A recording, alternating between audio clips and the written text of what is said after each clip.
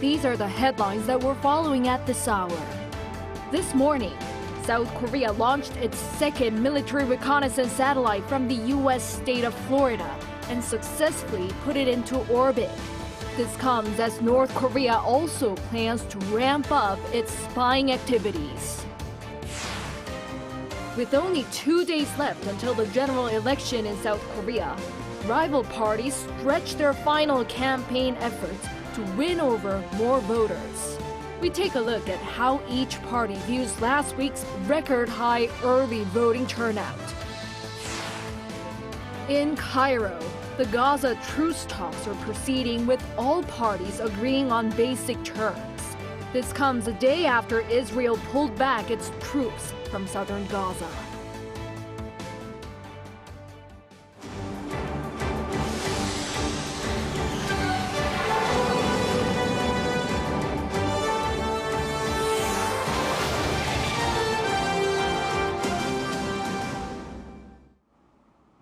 Good evening. It's 9 p.m. here in Seoul. Thank you for joining us on Arirang News. South Korea launched its second military reconnaissance satellite from the U.S. state of Florida. It has successfully entered orbit and established communication with the ground station. Our defense correspondent Choi Min-jung has the latest and what this means for the country's surveillance of North Korea. A SpaceX Falcon 9 rocket carrying South Korea's second military reconnaissance satellite soars into the skies, leaving behind billows of smoke. The country's second military reconnaissance satellite lifted off at around 8:17 a.m. Monday Korea time from the Kennedy Space Center in Florida. The satellite succeeded in communicating with an overseas ground station shortly after entering orbit. The launch follows another successful liftoff last December. December's satellite was equipped with an electro-optical and infrared sensor capable of capturing images with slight limitations depending on the weather and time of day. The second satellite launched on Monday, however, is a SAR satellite equipped with synthetic aperture radar sensors. The system captures clear images day or night, regardless of weather conditions.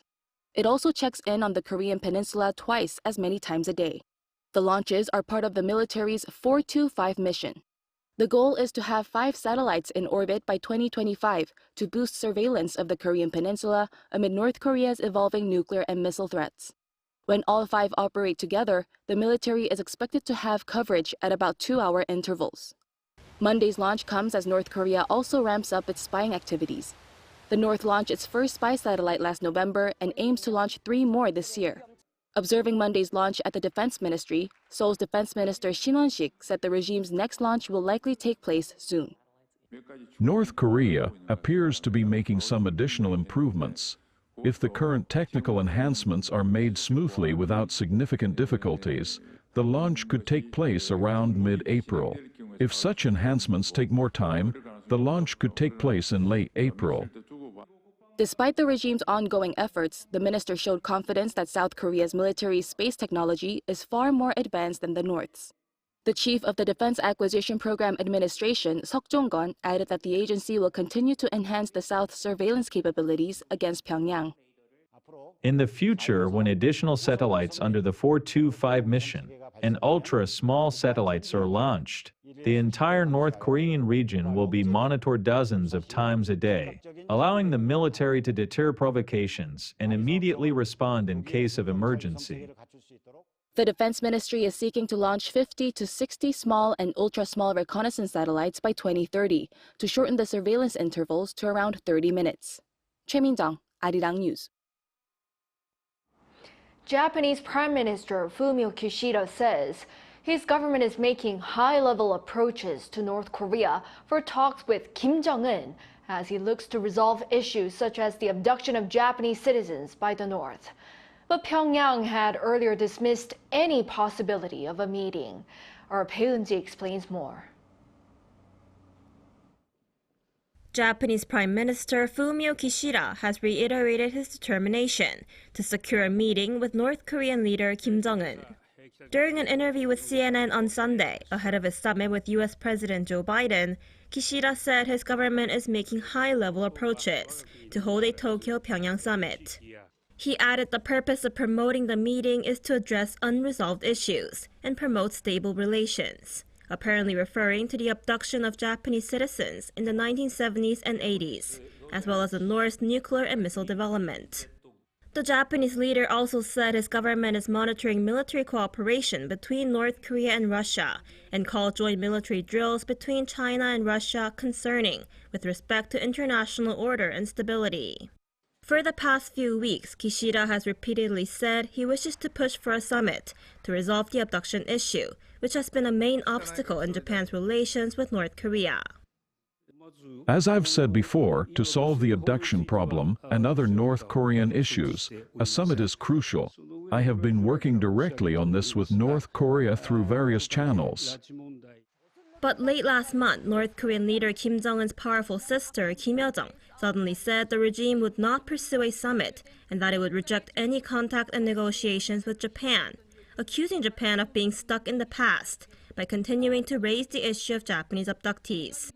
In 2002, after years of denial, North Korea acknowledged that it had kidnapped 13 Japanese in the 1970s and 1980s, which experts say was most likely to train spies in the Japanese language and culture.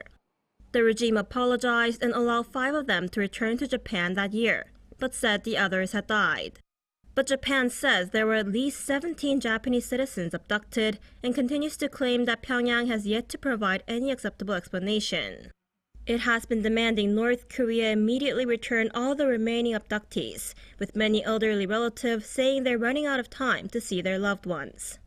If the summit takes place, it will be the first time in more than 20 years that the leaders of North Korea and Japan are meeting, since 2002. 배은지, 아리랑 뉴스.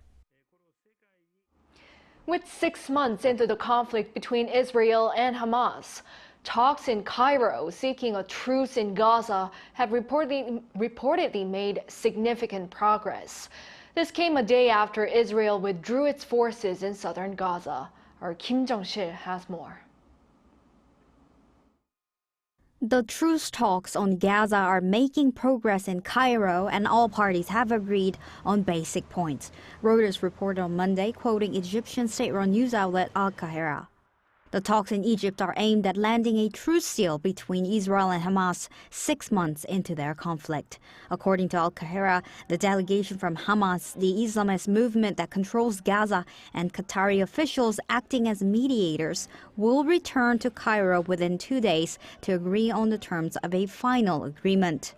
Both Israel and Hamas are negotiating a truce deal with additional mediation efforts from the U.S. and Egypt. On Sunday, local time, an Israeli military spokesperson announced that the Israeli Defense Forces had withdrawn most of its soldiers from southern Gaza. The details or reasons for the troop reduction were not announced. But Defense Minister Yoav Gallant said the troops will be preparing for their, quote, follow-up missions. With few details known behind Israel's recent decisions, experts said the withdrawal of troops could be taking place as the country may be under increased pressure from the U.S. and especially Iran. Israel attacked the Iranian consulate in Syria and Iran vowed to retaliate. Iran reportedly put pressure on the United States to get Israel to come to a ceasefire agreement and to halt the ground war in Rafah, saying it would not attack Israel if these things happen. I think Israel's moves are in response to this. Earlier this month, Israel attacked the Iranian embassy in Syria, killing some of the highest-ranking military officials in Iran's armed forces. Kim Jong-sil, Arirang News.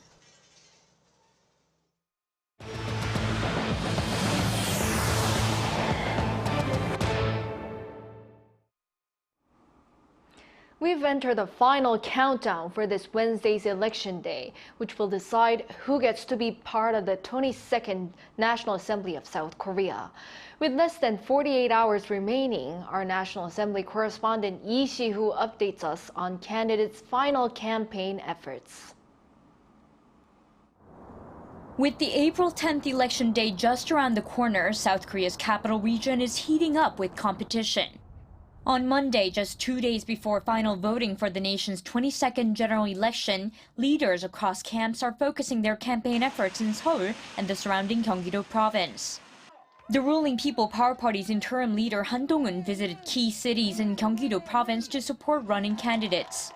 While originally unannounced, Han later added to his itinerary an additional visit to the city of Incheon, which PPP's Won Hee-ryong and the main opposition Democratic Party's leader Lee Jae-myung are racing against. Lee also started his daily campaign in the city before visiting other key districts in Seoul. He too supported other DP candidates in major battlegrounds, namely the Jongno-gu district in central Seoul, a traditional political hotspot. Other minor parties, including the Green Justice, Saemire, New Reform, and Rebuilding Korea parties, also made their final push in the capital region. The focus in and near Seoul isn't quite a surprise considering how 122, or nearly half of all 254 electoral districts, are located in the capital region. While the voter turnout rate during last week's early voting marked a record high 31.28%, the figure for the capital Seoul was even higher at 32.63%, possibly suggesting even higher public interest in the region. The PPP attributed the strong turnout to people's judgment toward the main opposition party, while the DP viewed it as a sign of strong public sentiment against the government. With the release of further opinion poll results restricted until voting finishes on Wednesday, candidates are on the final stretch of their election campaigns. Lee Si-hu, Arirang News. President Yoon has pledged to ramp up the supply of affordable homes in urban areas as the government implements policies to ease regulations and taxes weighing on the property market. On Monday, the South Korean leader held a meeting at the presidential office in Seoul to inspect the effectiveness of policies on the supply of urban housing. Noting that excessive property taxes had been punitive for both homeowners and tenants, Yoon noted that his government policies to lower taxes on property transfer and ownership and expand financial support for young people and newlyweds were reaping significant results. Still, given the ongoing period of high inflation and rising construction costs, Yoon said the government needs to move quickly to normalize the housing market.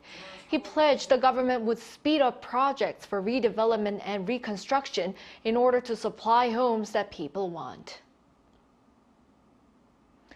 Meanwhile, health authorities have reaffirmed their hopes for constructive talks with medical practitioners who, for their part, have shared their plans to make a public address about their stance later this week. Our Lee Eun-hee has the latest. In Monday's briefing, the government maintained that it is still open for talks, but once again highlighted the need to increase the medical school quota by 2,000 places. If alternative solutions backed by scientific evidence and logical reasoning are presented, the government is open for discussion. On Sunday, the Korean Medical Association's Emergency Committee described last week's meeting with President Yoon as a meaningful encounter. The Emergency Response Committee assesses the meeting between the President and Park Dan, head of the Korean Intern and Resident Association, as meaningful. The Korean Medical Association reiterates its support for the doctors and students, urging for a unified voice. During the announcement, he also requested for the Ministry of Education to halt the ongoing process related to the quota increase.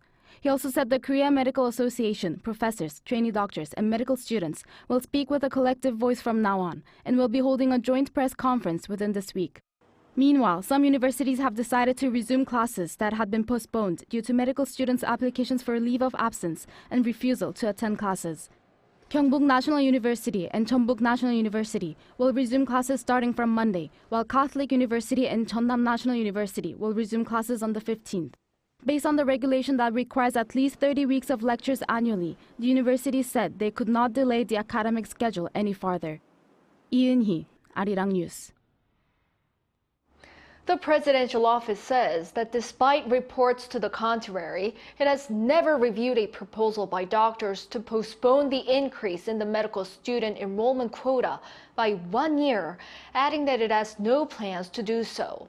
An official at the presidential office told reporters on Monday that the government stands firm on the original plan of an extra 2,000 places.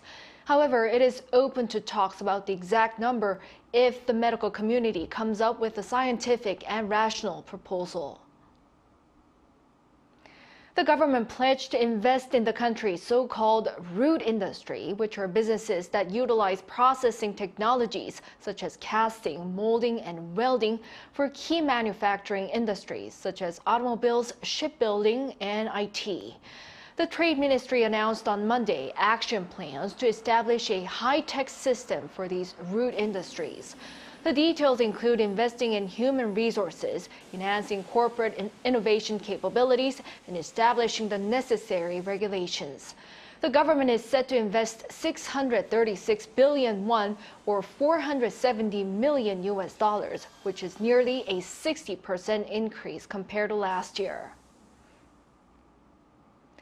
Foreign investors are continuing to expand their presence in the South Korean stock market. Data from the Financial Supervisory Service on Monday shows that offshore investors net purchased nearly 16 trillion Korean won, or around $11.6 billion worth of listed stocks in the January to March period. This is the largest ever amount on record for a first quarter. And March saw foreigners maintaining their buying trend for the fifth consecutive month. This was mostly driven by expectations of returns from the government's corporate value-up program and a robust demand for semiconductor stocks.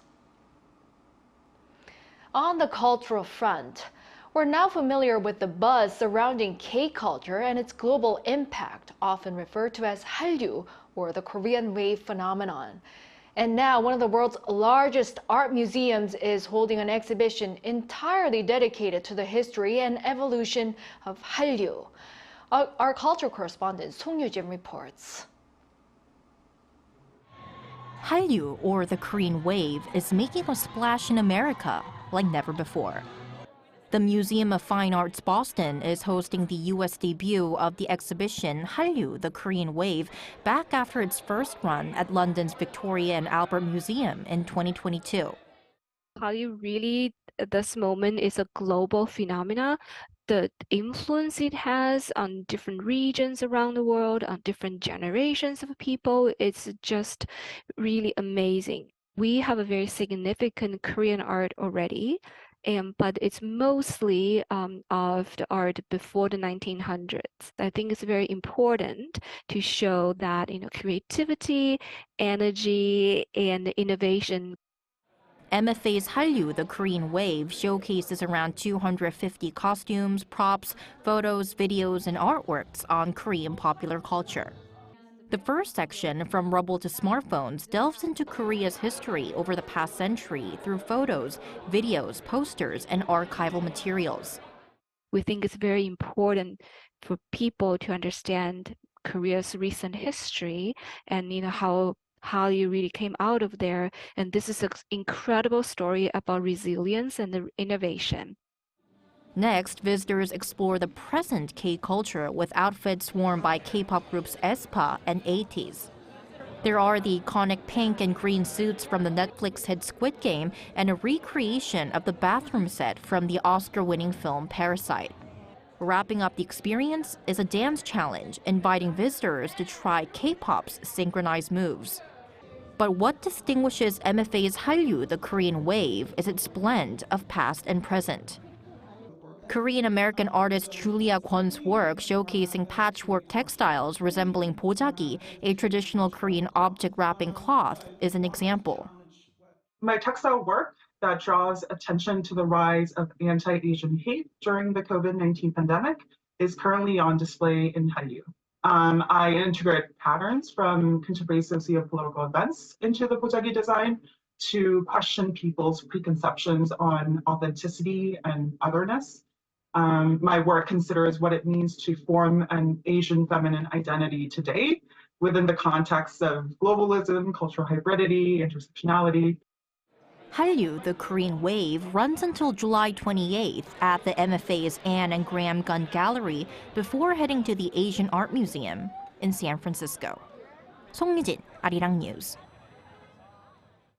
In other news, in South Korea, there are 100 well-maintained forests, including old-growth ones, referred to as well-grown forests.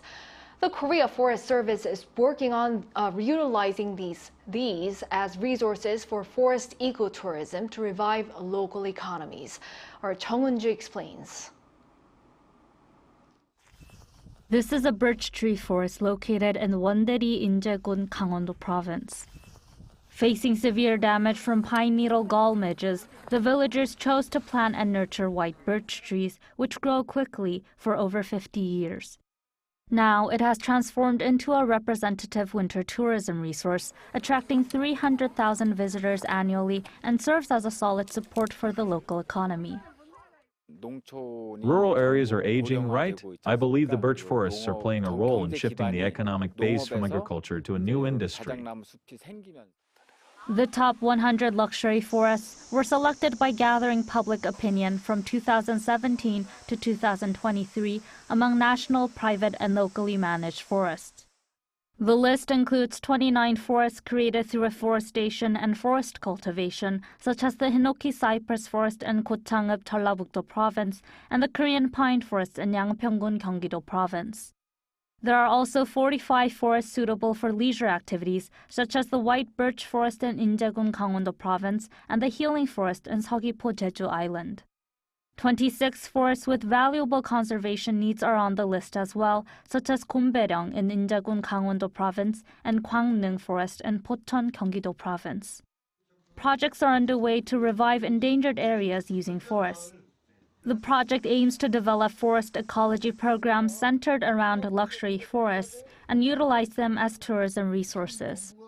The white birch forest in Inje attracts 300,000 visitors annually, and its ripple effect on the local economy amounts to 33.6 billion won annually. Each luxury forest demonstrates that it can be an important resource for reviving endangered areas. The UN has proposed promoting the livelihoods of residents as a strategy for taking care of the forests. Chung Eun-ju, Arirang News.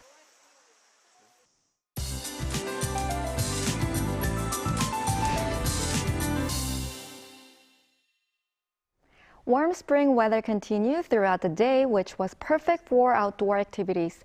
Daytime temperature in Seoul rose to 23 degrees Celsius and 26 degrees in Daegu, feeling like early summer. Tomorrow will be as warm as today. However, the temperature swing will be around 15 degrees. As cold air flows in from the East Sea, the temperature on the East Coast will drop by about 10 degrees overnight, which will be somewhat chilly. Tomorrow, slight rain will fall between morning and evening in Gwangju and inland areas of Jeollanam-do Province. You need to take your umbrella on your way out. In addition, strong winds of more than 50 meters per second are expected across the country tomorrow. Be careful with wildfires. Tomorrow morning will start off with mild conditions.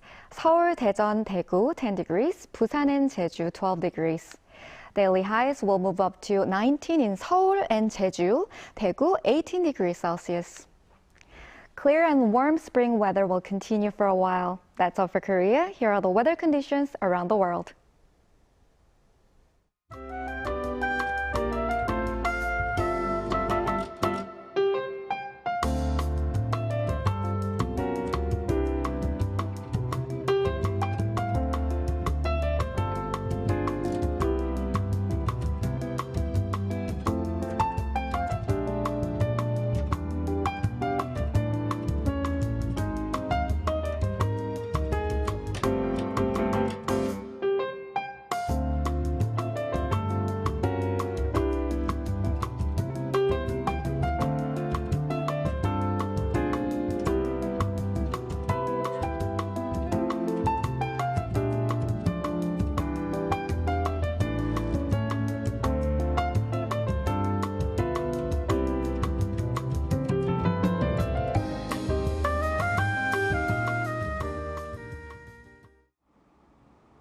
That is all for this newscast. Thank you for watching. We'll be back at 10 p.m. with the AI headline news.